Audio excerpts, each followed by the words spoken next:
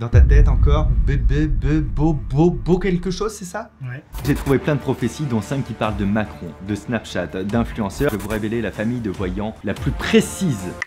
Salut! Et avant toute chose, bonne année à toutes et à tous. Chaque année, s'il y a bien un secteur d'activité qui voit son chiffre d'affaires exploser en début d'année, c'est celui des voyants. Tout le monde veut savoir comment va se dérouler son année, et généralement, on espère qu'elle sera mieux que l'année précédente, ou en tout cas pas pire. Est-ce qu'on peut vraiment avoir accès aux archives du futur? Je vais mentaliser un abonné façon Nostradamus. Je suis bluffé de ouf en fait. Mais c'est qui Nostradamus? Pourquoi on parle de lui 5 siècles après sa mort? Est-ce qu'il a prédit l'arrivée de TikTok? Mais genre sérieusement, Loïc, générique.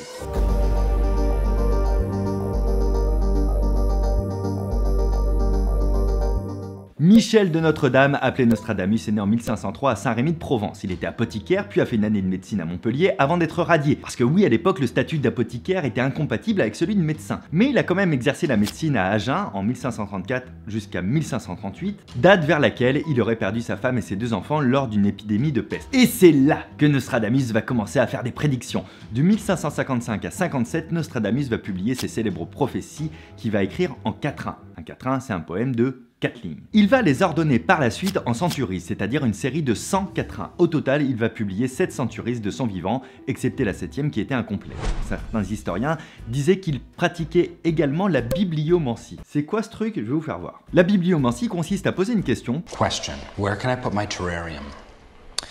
Prendre un livre, l'ouvrir à une page au hasard, mettre le doigt au pif sur un mot ou une phrase et ensuite essayer de l'interpréter. Donc là, je me pose une question, j'ouvre un livre au pif, je mets le doigt dessus, faire cuire la galette au four pendant 45 minutes. Bon, je veux pas piquer la place de Nostradamus, mais j'ai quand même envie de prédire que certains d'entre vous vont pas tarder à manger de la galette. Une date comme ça au hasard, je sens bien le 6 janvier. Au final, on peut appliquer ces textes à n'importe quel moment de tension de l'humanité. Donc est-ce que Nostradamus ouvre réellement des fenêtres sur l'avenir ou simplement sur son imagination? Moi j'ai ma petite idée, mais d'abord j'ai envie de me prêter moi aussi à cet exercice avec un abonné. Je vais essayer de lui faire de la voyance version Nostradamus. C'est maintenant. Donc pour cette démonstration, nous sommes avec Rémi. Enchanté Rémi. Bonjour Fabien. En gros, j'ai laissé un message sur Instagram en disant qui veut faire du mentalisme demain. Toi, tu m'as dit oui. Chaud de ouf. Et du coup, on va faire ça. Et juste pour vous dire, cette année, quand je serai en tournée ou quoi, je mettrai souvent comme ça des messages sur Insta pour qu'on se fasse des petits bouts de vidéo. Alors, je t'expliquais rapidement, on va essayer d'illustrer un petit peu ce qu'on disait pour la voyance et Nostradamus. On a récupéré un artefact incroyable. C'est le carnet de présence d'un asile psychiatrique de 1936, si je dis pas de bêtises. 1936, alors à l'époque on appelait ça des asiles d'aliénés. C'est le registre des patients. Donc dedans tu as des patients qu'il y a dans chaque chambre, ce qu'ils ont, quand est-ce qu'ils sont rentrés, l'admission. Là il n'y a pas de notes faites à la main, mais il y a par contre tout le registre qui est correct. Donc je vais te demander de commencer par choisir une salle au hasard dans ta tête. Quand tu as un numéro de chambre en tête, tu me le dis. Ok. Tu ouvres au numéro de chambre que tu viens d'imaginer dans ta tête, et moi à partir de maintenant je vais fermer les yeux, je vais essayer de ressentir des choses. Donc vraiment je me la joue Nostradamus, voyant, etc. Ok, c'est bon. C'est bon? Donc toi tu lis un petit peu toutes les caractéristiques de ce patient dans ta tête. Tu lis quand est-ce qu'il est rentré, quand est-ce qu'il ou elle a été admis, son nom, son prénom, ses symptômes, pourquoi il ou elle est traité. Et là déjà je ressens une oppression très forte. Je ressens une oppression très forte, je sens l'oppression d'un homme. Ça te parle? C'est un homme, ouais. Qui a une rage énorme en lui, je dirais que c'est quelqu'un de violent, de très colérique, c'est correct? Ouais. Oui. Il est rentré il y a un bout de temps ici, je pense qu'il est rentré il y a plus de 15 ans. Alors attends, ça date de 1936, moi je le vois arriver dans les années 1915. Ça marche avec ce que t'as? C'est ça. Ok, est-ce que tu peux lire son nom de famille dans ta tête? Dans ta tête encore? Beau quelque chose, c'est ça? Ouais. C'est quoi son nom de famille? Borriol. Borriol, c'est ça, Borriol, calmez-vous Borriol, j'entends ça, calmez-vous Borriol, je le vois, on le met dans une camisole de force, on est vers 1915, on le fait rentrer comme ça, on est en fin d'année, j'ai l'impression d'ailleurs qu'on est en hiver, c'est correct? Oui. On est en hiver et on le fait rentrer là, on est peut-être même vers la fin de l'hiver et la camisole, tout renfermé, il est très en colère, très énervé. D'ailleurs, la personne qui est dans la chambre juste à côté de lui, c'est une jeune femme, ça commence par un C son prénom, c'est ça? Oui. Oui, et elle, justement, elle a très peur. Ses symptômes, c'est l'anxiété, et ça va pas du tout parce qu'elle l'entend hurler à côté, c'est ça? Elle est anxieuse, elle a peur? C'est ça. Oui, je sens toutes ces choses-là, et maintenant, j'arrête ce moment. Ouais. Ok. Et je t'invite à feuilleter pour voir que c'est pas toujours Monsieur Boriol, que c'est pas même sur la même chambre page. d'à côté aussi. C'est pas la même personne, c'est pas les mêmes symptômes, c'est pas les mêmes choses. Non, ouais, clair. Et je Non, c'est vrai, t'invite c'est abusé.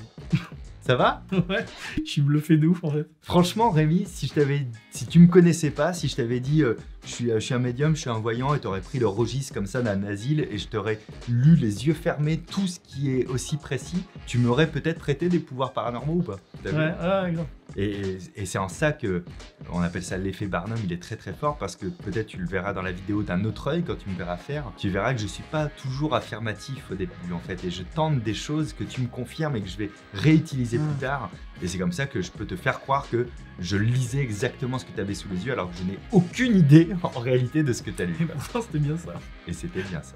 Je vous ai de nombreuses fois parlé de l'effet Barnum et je vous invite aussi à regarder la vidéo où je me suis fait passer pour un voyant si vous voulez voir de façon concrète comment j'ai essayé de ce procédé pour me faire passer pour un médium. Mais maintenant, laissez-moi vous parler du biais rétrospectif ou en d'autres termes, la clairvoyance rétroactive. On appelle ça en fait la capacité à dire la météo du jour d'avant. Mais pourquoi notre cerveau fait ça? Tout simplement parce que notre cerveau déteste le hasard. Il préfère chercher par tous les moyens à rationaliser les événements et à chercher à rendre cohérent le présent et le passé plutôt que d'accepter qu'il ne peut pas tout contrôler ni avoir une visibilité sur tout. S'ajoutent à cela d'autres biais comme le biais de confirmation par lequel il est directement lié. Le biais de confirmation, c'est le fait de sélectionner uniquement les informations qui confirment ce que l'on pense déjà. En résumé, nous croyons ce que nous voulons croire. Et c'est ma théorie sur les prédictions de Nostradamus. Je pense vraiment qu'on les confirme a posteriori. Voyons de plus près les prophéties de Nostradamus. Dans la première centurie, on peut lire la chose suivante dans le quatrain numéro 35. Le lion jeune, le vieux surmontera. En chambélique, par singulière duel, dans cage d'or, les yeux lui crèvera. Deux classes,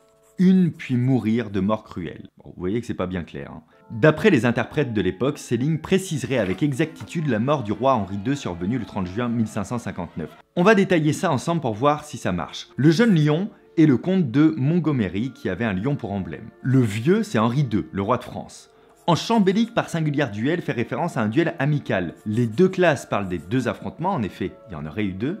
Une puis mourir de mort cruelle, que la lance du comte de Montgomery percute le casque doré du roi et lui perce l'œil. Henri mourra 10 jours plus tard dans d'atroces souffrances. Alors dit comme ça, c'est assez troublant, je vous l'accorde, mais encore une fois on a fait le travail après. Parce que Nostradamus ne cite à aucun moment le roi de France, il donne aucune indication temporelle ni de lieu. Dans ses prophéties à Nostradamus, toutes ne se déroulent pas qu'en France. De plus, les duels à l'époque étaient tout à fait courants, et en l'occurrence, il s'agissait d'un duel pour enjoliver le mariage du fils d'Henri II, ça n'a rien de vraiment exceptionnel pour l'époque. Nous sommes dans le parfait exemple du biais rétrospectif. Une fois qu'Henri II est mort, tout le monde s'est dit « Ah mais oui, mais attends, mais Michel, mais il l'avait dit là, Nostradamus !» alors que avant qu'il meure, personne ne l'avait soupçonné. Sans parler que dans les milliers de vers écrits par Nostradamus, il y avait quand même une forte probabilité que ça tombe juste à un moment. Pour terminer, j'ai trouvé plein de prophéties, dont 5 qui parlent de Macron, de Snapchat, d'influenceurs, et même de mon nouveau spectacle. Si Nostradamus parle de moi pour de vrai. Je vous en ai trié quelques-uns, parce que c'est rigolo, et vous allez voir, ça reste un peu bluffant. Quatrain 67. Une nouvelle secte de philosophes. Bon, bah là, je crois que c'est assez clair pour tout le monde. Nouvelle secte de philosophes, ça parle de TikTok. Hein, c'est logique, c'est des gens qui parlent. Méprisant mort, or, honneur et richesse. Des TikTokers mépriser l'or et les richesses, ça colle pas. Du coup, autant pour moi, je pense que c'est pas TikTok, c'est Snapchat, grande plateforme pour échanger, parler philo. Vous pensez que je vais trop loin, mais n'empêche qu'on peut l'interpréter comme ça. J'invoque maintenant dans le 6e centurie le quatrain 51. Peuple assemblé, voire nouveau spectacle. Donc là, ça parle clairement de la tournée de rodage de mon nouveau spectacle. Prince et roi par plusieurs assistants. Ah bah mince, je savais pas qu'il y allait avoir des monarques dans la salle, ça fait plaisir, c'est carrément bon. Bah, merci de me prévenir Nostradamus. Piliers faillir, murs, mais comme miracle. Ils vont carrément tellement être bluffés que les murs de la salle vont trembler. Et ça, c'est un miracle. C'est ça que ça veut dire. Le roi sauvé et 30 des instants. Le roi sauvé d'une faiblesse morale, parce que mon spectacle va redonner le moral à tous ceux qui l'ont perdu en fait. Bon, vous voyez, là je m'amuse un petit peu avec ça, mais on peut les tordre un peu comme on veut. Ça vous paraît éloigné, mais c'est vraiment comme ça qu'ont été interprétées les prédictions de Nostradamus. J'aurais pu aussi vous parler de la montée d'Hitler, de l'élection de Trump, du but raté de Mbappé. En cherchant bien, on peut tout trouver. Sur plus de 10 centuries,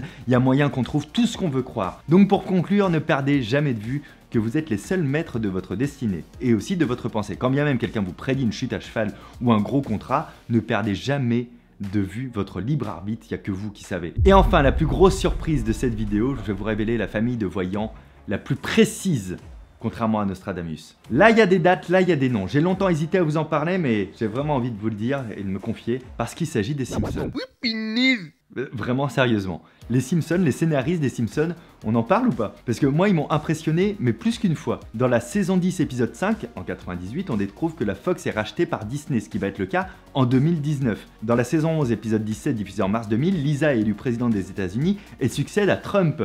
Franchement, à l'époque, on aurait été incapable d'imaginer que ce soit possible que Trump soit président un jour. Ou encore le design des premiers iPods qui était dans l'épisode diffusé en 96 alors qu'Apple le sort en 2001. Hasard ou voyance, moi je pense que c'est juste une coïncidence. Je vous laisse me dire en commentaire la théorie qui vous plaît le plus de votre côté. Et moi en attendant, je vais aller acheter une galette pour la prédiction du 6 janvier. Allez, abonnez-vous, à très bientôt, ciao!